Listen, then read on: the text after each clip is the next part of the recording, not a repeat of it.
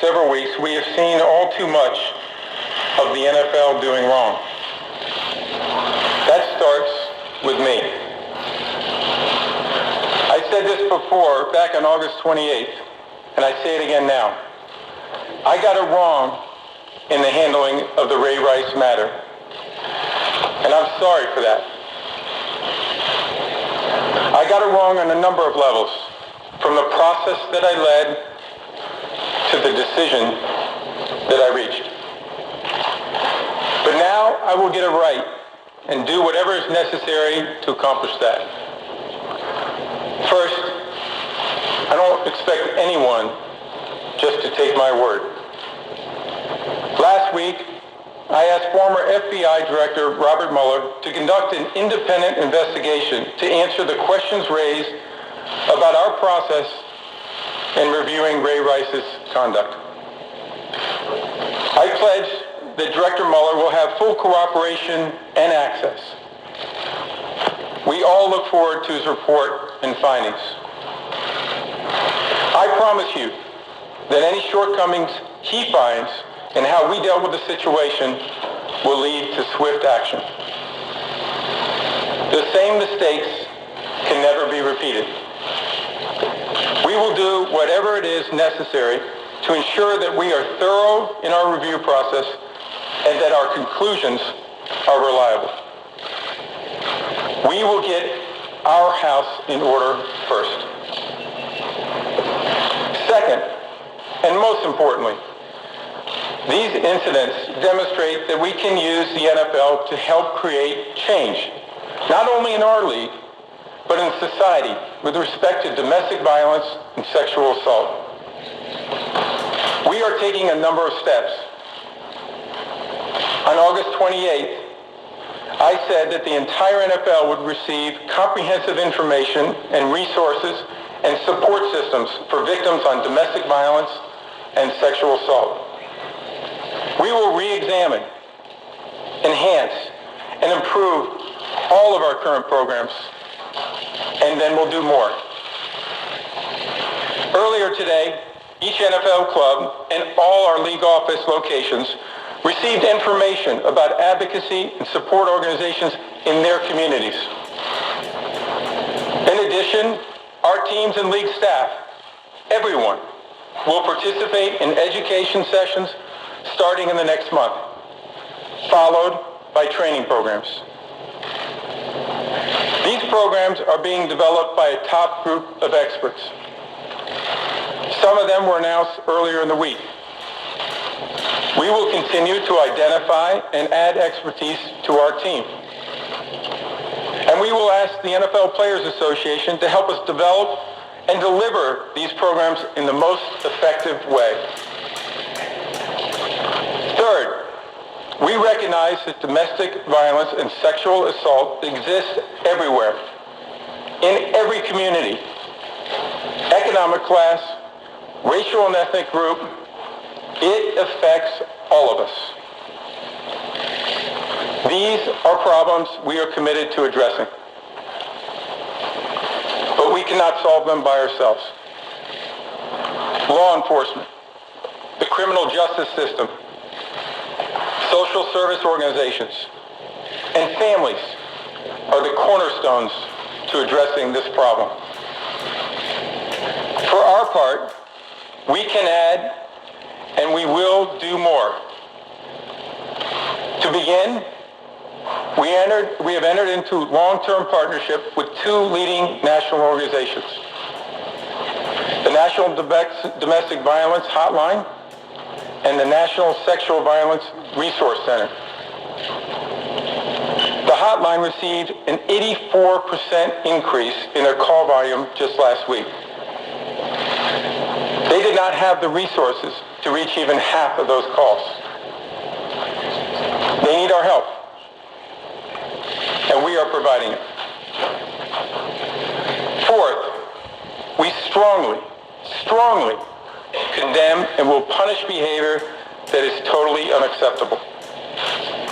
Domestic violence, including child abuse, sexual assault, irresponsible ownership or handling of firearms, the illegal use of alcohol or drugs. These activities must be condemned and stopped through education and discipline. Our standards and the consequences of falling short must be clear, consistent, and current. They must be implemented through procedures that are fair and transparent. This is a central issue today. I'm here now because our rules, policies, and procedures on personal conduct failed to ensure that this high standard is met. But I want to make it clear, these are very complex issues. Our country has a legal system that everyone needs to respect. When there is evidence of misconduct by anyone in the NFL, we need to carefully consider when to act and on what evidence. Everyone deserves a fair process. You know, I feel passionately that working in the NFL in any capacity is a privilege. Something we must earn every day and must never take for granted. The vast majority of players, coaches, owners, and employees in the NFL stand tall. Not only for their role in the game, but for what they do in their communities. To get all this right, we will bring together our players and their union representatives, coaches, owners, and outside experts who can help us set the right standards and identify the right procedures. I have discussed these challenges with the Players Association Executive Director, DeMaurice Smith. He shares my view that domestic violence and sexual assault have no place in the NFL. He and I will meet next week to bring together experts to help us establish and live up to the standards that our fans deserve and that we set for ourselves. I will be asking these experts to examine all current NFL policies related to employee and player conduct and discipline. They will address how to balance due process rights for those accused with the need to hold our personnel to the highest standards. They should also consider the current system for determining violations, including my role in the process. There will be changes to our personal conduct policy. I know this because we will make it happen.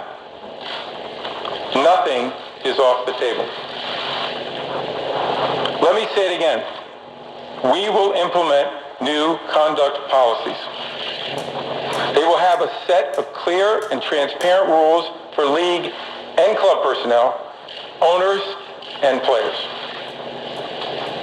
My goal is to complete this by the Super Bowl. Football and the NFL have always changed and improved. We drive changes in the game through our competition committee. It reviews and updates the rules that govern the game on the field. Through this process of evaluation and reform, we keep the game competitive, entertaining, fair, and most importantly, do everything we can to protect our players on the field from injury.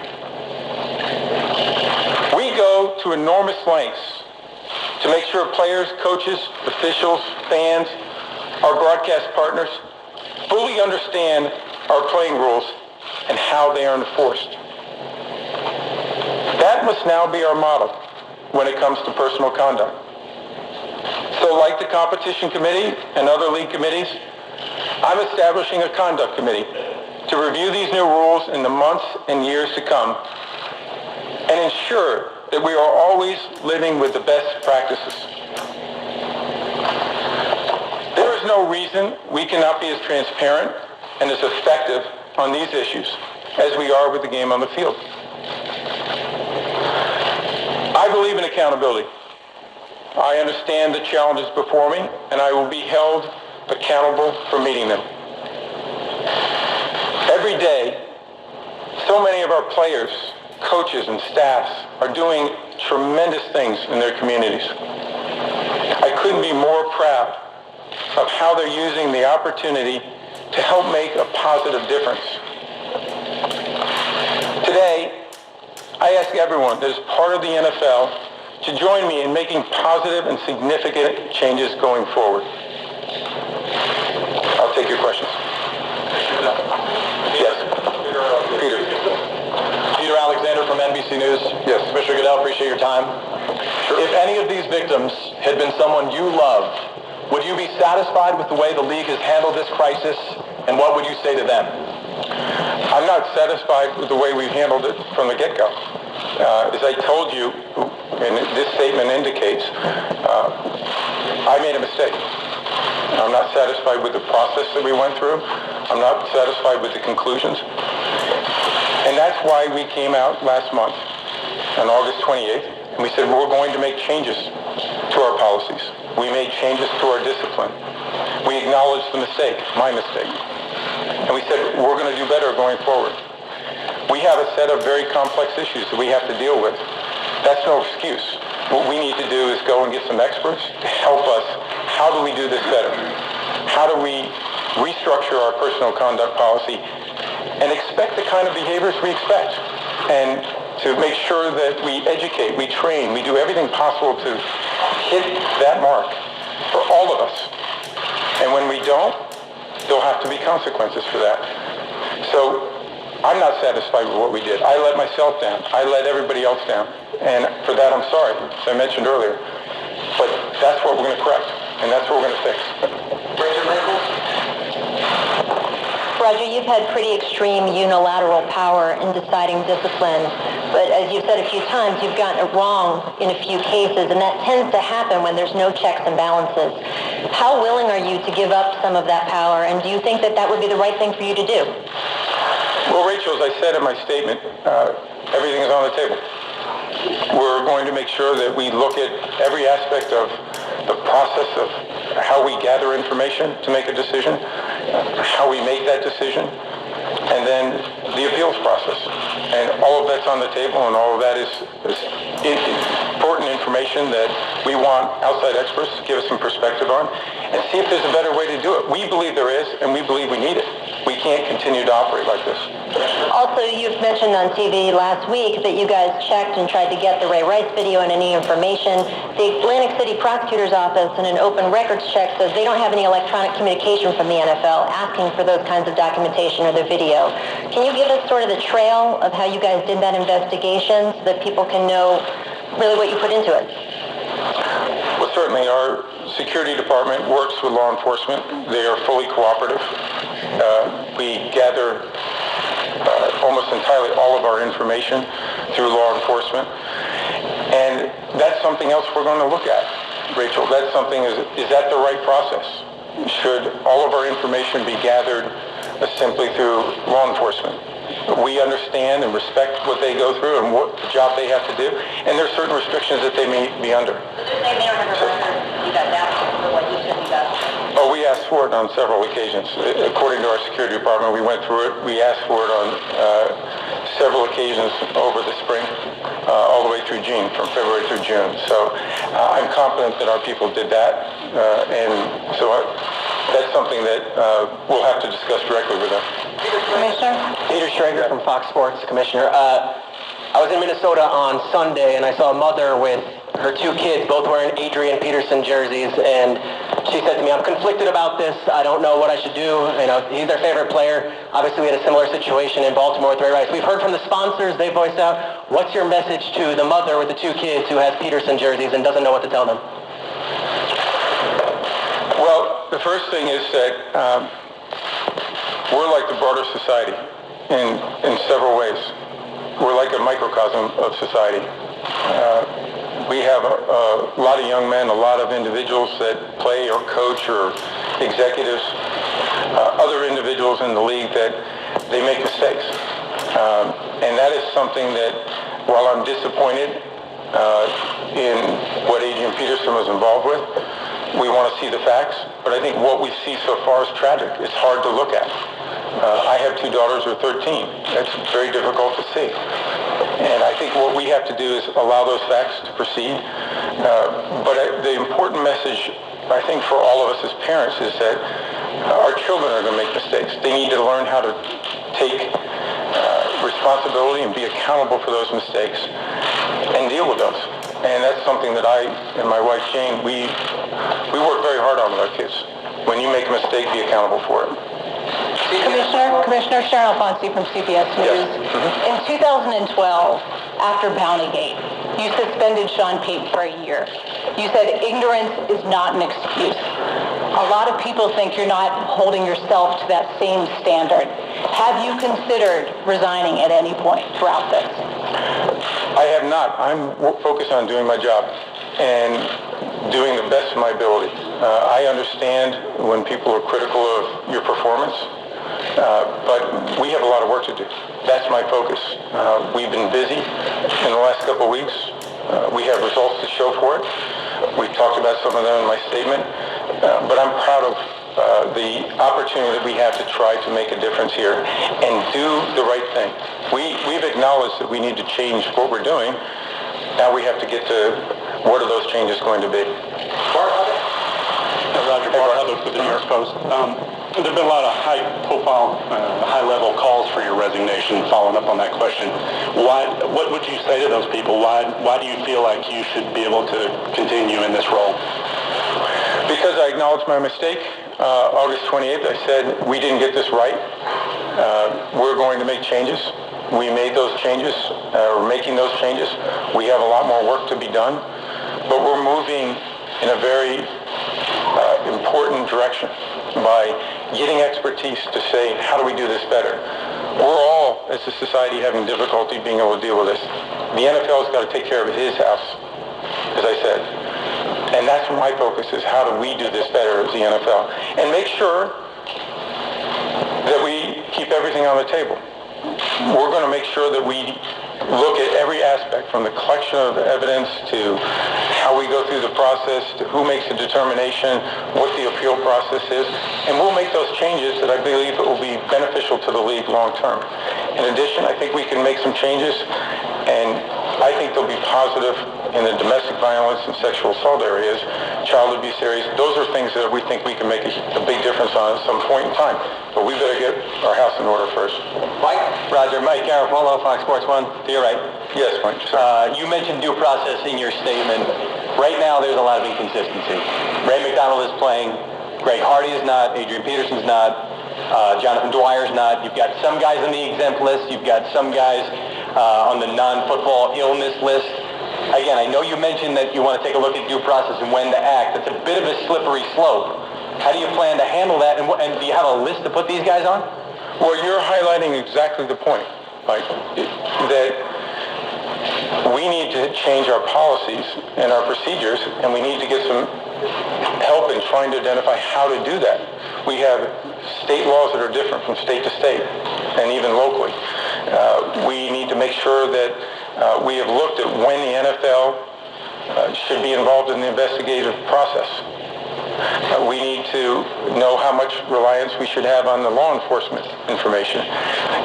So you're highlighting exactly the issue, is that we do not have a clear and consistent policy that allow us to deal with all of the different issues that are arising. And that's why we talked last month about we need to change our policies. And we need to go get some experts to help us deal with some of those issues that are very complex about due process and making sure that we allow our employees and the opportunity to be able to defend themselves, but also make sure we're maintaining the integrity of the league and what we're doing. We have an obligation there. And we're prepared to do that, and we are going to do that. Roger. Yes. Judy Batista. In your interview with CBS News almost 2 weeks ago, you said Ray Rice was ambiguous in his description of what happened in the elevator, and that is why you went back and suspended him further after the video came out. What exactly did Ray Rice tell you happened in the elevator, and how did what you thought in your mind happened in the elevator differ from what we saw on the video? Well, Judy, a couple things. First off, as I said, that we got new information from the first time I met with him to my initial discipline, which 3 weeks later, I acknowledge it was not sufficient. That it was clear there was an act of domestic violence, but it was inconsistent with the way he described what happened. When we had that new information, we had the ability to say, we're going to interject, and we're going to take additional action. And that's what we did. So there was new information that developed because we had not seen that second tape that became public roughly 10 days or so ago. And that was not consistent with what he said. Commissioner, what did he say? What did he tell you? What happened? Well, the one issue with this is now a matter of appeal. As you know, the NFLPA has appealed this. So it's a matter that is going to be taken up in the appeal. So without prejudging or without getting into any specifics on this one, I've got to respect at least the appeal process right now. What about transparency? You keep talking about transparency. Why not say what he said? Well, I'm telling you right now that it's inconsistent with what he told us, what we saw in that video when it came out roughly 10 days ago. But we have a process right now. We have an appeals process. That information will come out at some point in time. It's not about those details. The appeal process is more specific than saying they got multiple punishments for the same crime. So given the fact that what he in fact did is not what the question is about. Well, Peter, I may disagree with you that I think that's something that the appeals office is going to have to determine. We have not seen all of the papers on appeals. It is a fact that there's an appeal, and they may be able to raise several issues in the context of that appeal. That's a decision that they have to make. I can't make that. Commissioner, to your right, Andrew Rosario, Rise TV. You mentioned the two women's groups that the NFL will be working with. Can you give us an idea of how you'll be assisting them? And to follow that up, if the 32 owners had a vote today about whether or not you should keep your job, what do you think the results would be? Well, that's a hypothetical which I can't deal with. We had 20 owners in the office this week for pre-scheduled committee meetings in preparation for our league meeting next month. And we're just focusing on getting our work done, and so are they. So we had very productive meetings with them. Your first part of your question was about the different organizations. What we saw in our contact is that because of the attention this issue was brought by the Ray Rice matter and potentially other issues coming to light, this is something that became a need for what our experts tell us was happening in the community. What is happening is that there's clear that there's a need for people to seek help in all communities, and that's why they saw a spike in this. What we want to be able to do is to be able to help provide assistance to them, and that was something we could do. And we said to them, we want to be involved, we want to help, and we will provide resources and assistance to be able to make sure that you can get the personnel there to be able to answer those questions. And we're pleased to be able to do that. We should be providing that kind of assistance. Dan Graziano, ESPN. Yes, Dan. The AP report about the video being sent to your office cites a voicemail wherein someone confirmed receipt of it. With that in mind, how do you explain that amid the league's denials that they had the video?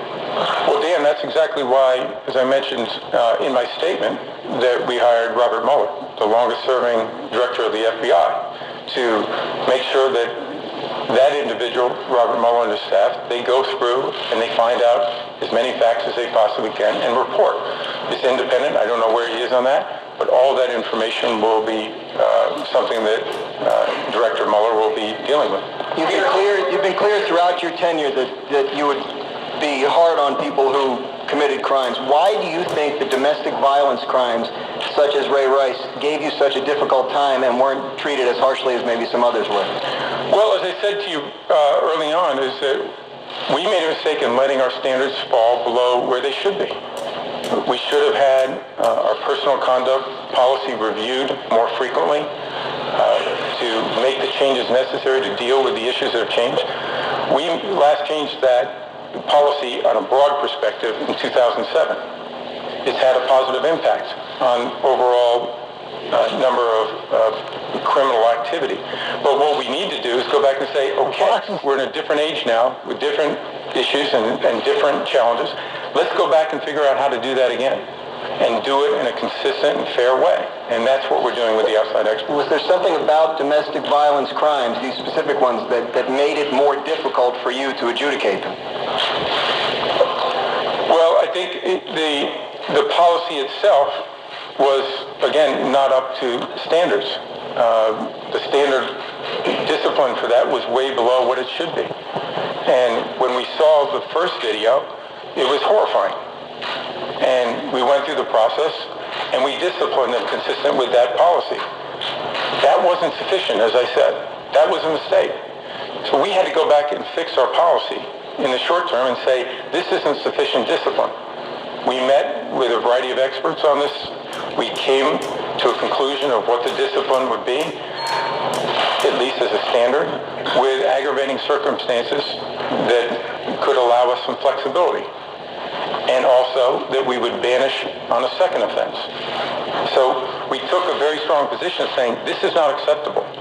Now we have to get back into the more difficult work, which is how do we understand when the NFL should get involved in a particular situation with law enforcement, with the criminal justice system, and how do we make sure that our policies will give us the flexibility to deal from state laws that vary, from state to state, and to try to give us that consistency so that it is more difficult, it is more simple to be able to make those decisions on a fair and consistent basis.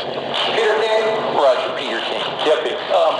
Do you still believe that, to the best of your knowledge, that no one in the NFL office has seen the Ray Rice video before it surfaced on TMZ? Yes. Okay, and secondly, do you believe that right now you have the full support of all 32 owners in the NFL backing you in what you're doing right now? Peter, I believe I have the support of the owners. That has been clear to me. They obviously expect us to do a better job. And as I said to several, I don't like to let down anybody, Peter. Myself, starts with myself. I hold myself to the highest possible standards. So when I make a mistake or I don't get something right, it bothers me more than anybody. I think the owners have seen that in me. I think they know that we have always tried to do the right thing. Mistakes happen, and I'm sorry for that.